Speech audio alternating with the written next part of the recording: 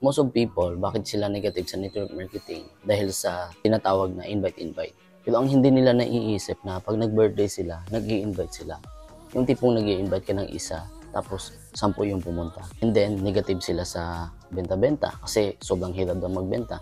Pero ang hindi rin nila naiisip, pag pumunta sila sa mga malls, marami doon nagbebenta. Okay lang sa kanila na bebentahan sila. So ngayon, ang mga may-ari ng malls, mga C, right? Mga Ayala, mga Goong Way. Tapos, mga Chinese. So, ibig sabihin, yung mga Chinese, okay lang sa kanila na magbenta-benta sila. Nag-i-invite nga din yung mga yan ng mga business partner na mag-i-invest sa stocks, sa funds. So, sa kanila, maganda yung magbenta-benta ka. Sa kanila, maganda yung mag-i-invite ka ng mga business partner. So, kaya sila yumaman ng yumaman.